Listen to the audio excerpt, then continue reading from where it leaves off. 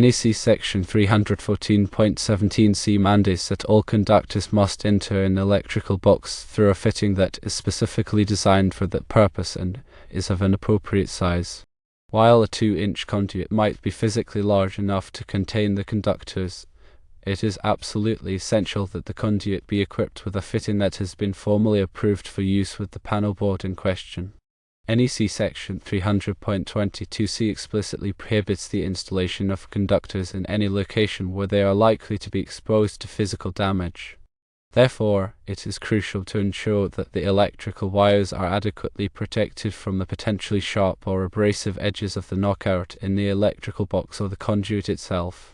NEC Section 300.22d stipulates that any conduit used must be securely and firmly fastened to the electrical box.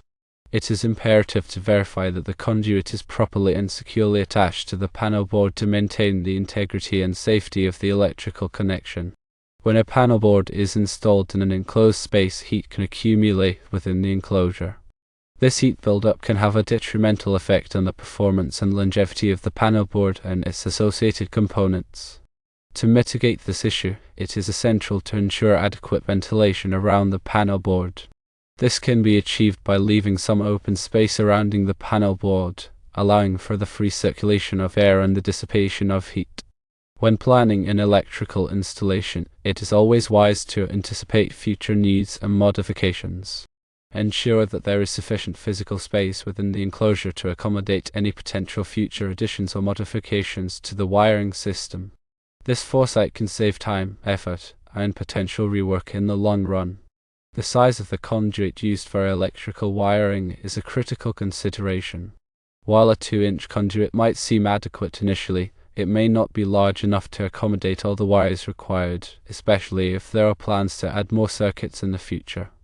To provide flexibility and avoid potential bottlenecks, consider using a larger conduit that can comfortably handle both current and future wiring needs.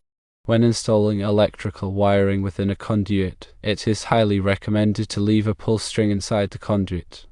This pull string serves as a convenient tool for easily pulling additional wires through the conduit in the future, simplifying any subsequent wiring modifications or additions. When bending electrical wires during installation, it is essential to ensure that the bends are smooth and gradual. Avoid sharp bends, kinks, or twists in the wires, as these can cause damage to the insulation or conductors. Smooth bends help maintain the integrity of the wiring and prevent potential electrical hazards. Here are some key points to remember. Firstly, ensure the use of properly sized conduit fittings to maintain code compliance and safety. Secondly, provide adequate ventilation around the panel board to prevent heat buildup and potential performance issues. Thirdly, protect the wires from physical damage by using appropriate fittings and ensuring proper installation techniques. Remember that overall, this approach to electrical wiring is reasonable, but strict adherence to code requirements is paramount. Always prioritize safety and proper operation of the electrical system by following established guidelines and best practices. When working with electrical systems, it is essential to have a solid understanding of electrical concepts and terminology. Here's a breakdown of some key terms. Firstly, voltage, which is the electrical potential difference between 2 points in a circuit measured in volts. Secondly, amperage, which is the measure of electrical current flowing through a circuit measured in amps.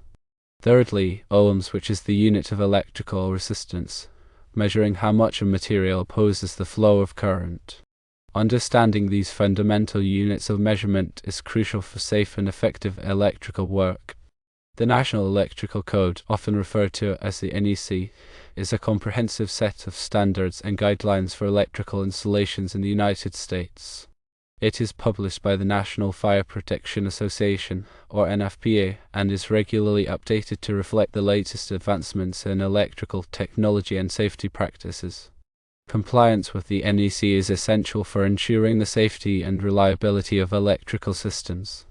NEC Section 314.17c addresses the requirements for how conductors should enter boxes and enclosures. It specifies that conductors must enter through fittings that are designed and sized appropriately for the purpose. This requirement helps to prevent damage to the conductors and ensures a secure and reliable connection. NEC Section 300.22 C focuses on the installation of wiring in ducts, plenums, and other spaces used for environmental air. It restricts the types of wiring methods that can be used in these areas to minimize the risk of fire and the spread of smoke. NEC Section 300.22 D pertains to the support and securing of wiring methods. It requires that wiring be securely fastened in place to prevent it from becoming damaged or creating a safety hazard. Proper support and securement are essential for maintaining the integrity of the electrical system. When installing a panel board, it is important to consider the available working space around the equipment. Adequate working space is necessary for safe and convenient access for maintenance, repairs, and future modifications. The NEC specifies minimum working space requirements based on the voltage and amperage of the equipment. Heat is a byproduct of electrical current flowing through conductors and devices. Excessive heat can damage insulation, reduce the lifespan of components, and even create a fire hazard. Therefore, managing heat dissipation is crucial in electrical installations. This can be achieved through proper ventilation, the use of heat sinks, and the selection of appropriate conductor sizes. Electrical boxes and enclosures come in various types and sizes, each designed for specific applications. Some common types include metal boxes, non-metallic boxes, weatherproof boxes, and explosion-proof boxes. The selection of the appropriate box depends on the environment, the type of wiring, and the required level of protection. Conduit is a protective tubing used to encase electrical wiring. It provides physical protection against damage and helps to contain fires. Common types of conduit include rigid metal conduit, intermediate metal conduit, electrical metallic tubing, flexible metal conduit, and rigid non-metallic conduit. The choice of conduit depends on the application and the level of protection required. When pulling wires through conduit, it is important to use the correct techniques and tools to avoid damaging the insulation.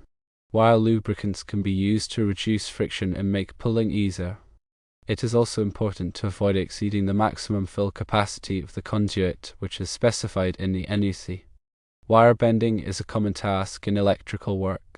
It is important to use proper bending techniques to avoid kinking or damaging the wires. Bending tools, such as conduit benders and wire benders, can help to create accurate and professional bends. The ampacity of a conductor is its current carrying capacity, measured in amps. The ampacity depends on the size of the conductor, its insulation type, and the ambient temperature. It is important to select conductors with adequate ampacity to prevent overheating and potential fire hazards. Overcurrent protection devices, such as circuit breakers and fuses, are designed to protect electrical circuits from overloads and short circuits. These devices interrupt the flow of current when it exceeds a safe level, preventing damage to equipment and reducing the risk of fire. Grounding is an essential safety measure in electrical systems. It provides a low impedance path for fault current to flow back to the source, allowing overcurrent protection devices to trip and clear the fault. Grounding also helps to prevent electric shock hazards. Bonding is the process of connecting together all metal parts of an electrical system to create a continuous electrical path. Bonding helps to ensure that all metal parts are at the same potential, reducing the risk of electric shock. Electrical splices and terminations must be made properly to ensure a secure and reliable connection. Improper splices and terminations can cause overheating, arcing, and potential fire hazards. It is important to use approved connectors and follow proper installation techniques. Electrical testing and troubleshooting are essential for identifying and resolving electrical problems. Common testing tools include multimeters, voltage testers, and insulation resistance testers. These tools can be used to measure voltage, current, resistance, and insulation integrity. Electrical safety is paramount when working with electrical systems. It is important to follow all safety precautions, including wearing appropriate personal protective equipment, de-energizing circuits before working on them, and using lockout-tagout procedures. Electrical codes and standards are constantly evolving to reflect new technologies and safety practices. It is important to stay up to date on the latest codes and standards to ensure that electrical installations are safe and compliant. When planning an electrical installation, it is important to consider the load calculations. Load calculations determine the total amount of power that will be required by the electrical system. This information is used to select the appropriate size of service entrance conductors, panel boards, and overcurrent protection devices. A service entrance is the point where electrical power enters a building. The service entrance includes the service conductors, metering equipment, and main disconnect switch. The service entrance must be sized appropriately to handle the anticipated electrical load. A panel board is a distribution point for electrical circuits.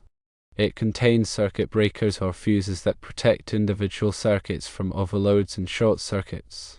Panel boards come in various sizes and configurations to accommodate different electrical loads. Branch circuits are the individual circuits that supply power to lights, receptacles, and appliances. Branch circuits must be sized appropriately to handle the anticipated load. The NEC specifies the minimum size of conductors and overcurrent protection devices for branch circuits.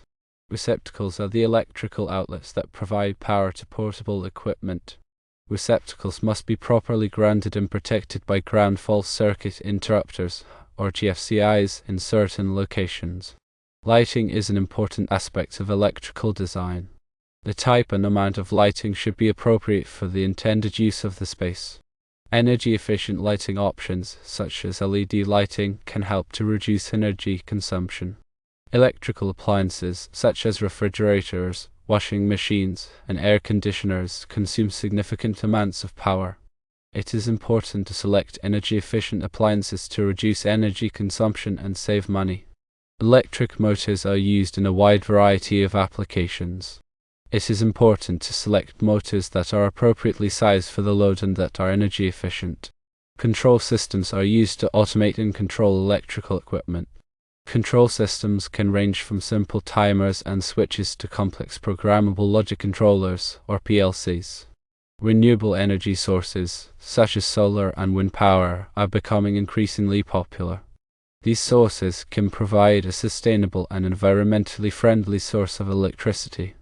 Energy storage systems, such as batteries, can be used to store energy generated from renewable sources. This allows for a more reliable and consistent supply of electricity.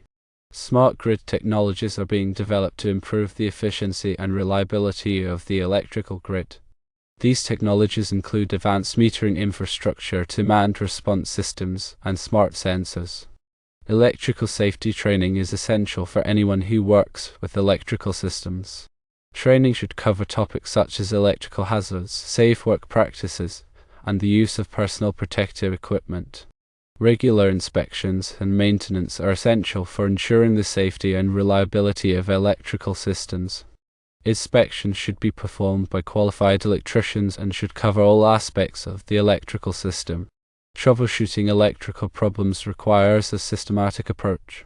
It is important to gather information, identify the symptoms, and use appropriate testing tools to diagnose the problem. Repairing electrical equipment should be performed by qualified electricians. It is important to follow proper repair procedures and use approved replacement parts. Upgrading electrical systems can improve safety, reliability, and energy efficiency.